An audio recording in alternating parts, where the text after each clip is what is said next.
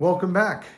In today's mitzvah, we're going to touch upon the mitzvah itself, which discusses a priest becoming defiled, a Kohen becoming defiled for one of his close relatives. We'll also have a chance to mention a few things about Shiva. Let's go inside. Mitzvah number 59. It is a positive commandment that a Kohen is to defile himself for close kin in attending to their burial. As Scripture says, for his mother, for his father, and for his son, and for his daughter, and for his brother, and for his virgin sister, for her he shall defile himself. Although a Kohen is forbidden to become ritually unclean for other dead persons, for close kin, however, he has a duty to become defiled in attending their burial.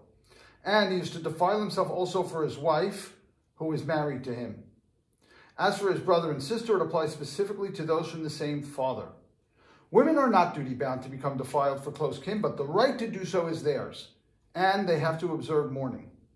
This commandment includes within itself the religious duty of mourning, that everyone in Jewry has an obligation to mourn for each of the 7 relations listed above. The first day of mourning is by the law of the Torah, while the other days of mourning are by the rule of the sages. It is in effect everywhere, in every time. Okay, a number of good points to make here. First of all, it's really, really interesting to note that a priest is obligated to defile himself by attending the funeral. The daughter of a Kohen, she could not, but a priest himself is obligated to do so. So one would wonder why that is. And I think based on an explanation of Rav Soloveitchik gave, you could say as follows. The obligation to defile oneself by the priest is consistent with our general understanding of what ritual defilement means. Start trying to explain what the word tumah means, we'd be here for a long time. But what's important to recognize is that everything that makes somebody tameh has a common denominator. And that common denominator is contact with death. Contact with death makes you tameh, whether it's a dead person or it's a dead rodent or a dead animal or a woman with a menstrual cycle, in which case potential life has been lost. All of these create, in some way or another, certainly in the time of the temple, they created tumah, which basically means that you were inaccessible to the temple precincts and to certain other things.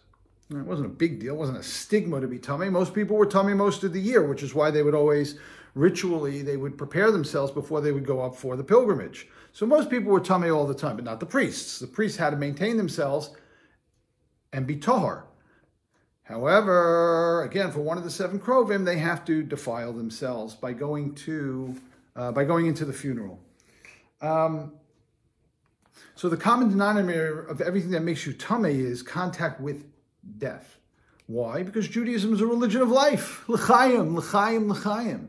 We're a religion of living and life and affirming life. And we don't say that death is a great thing.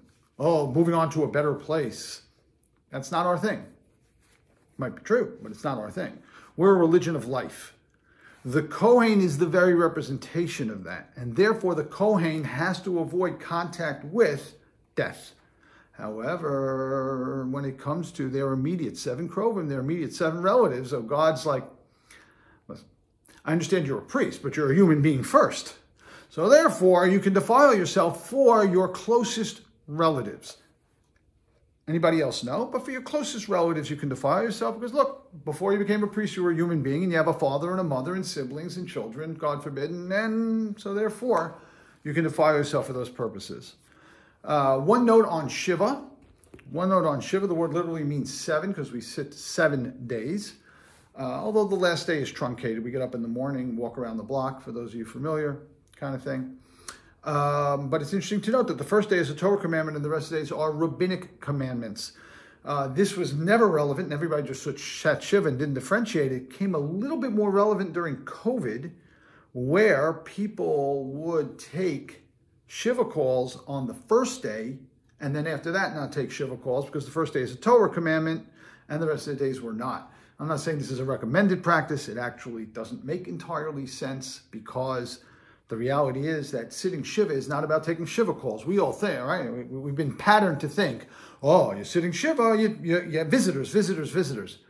Sitting Shiva is not about having visitors. The visitors are there just to help you through the Shiva process, right? But sitting Shiva is about reflecting sorrow and reflecting inward, etc., etc. You don't have to have visitors to sit Shiva.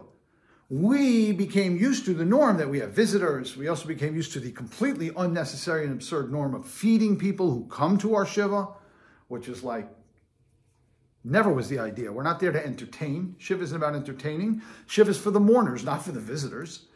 All right, but all that being said, we've become accustomed to certain things, but it's worth noting that the basic Shiva is 7 days. And while it's nice to have visitors, if you don't have visitors, you still sat Shiva, which unfortunately lots of people found out this year. And we should only know from good things, and we shouldn't have to worry about such things, but such things are part of life. And we love life, but life comes with death. And after death comes renewal. After Tumah comes Tara, after death comes renewal.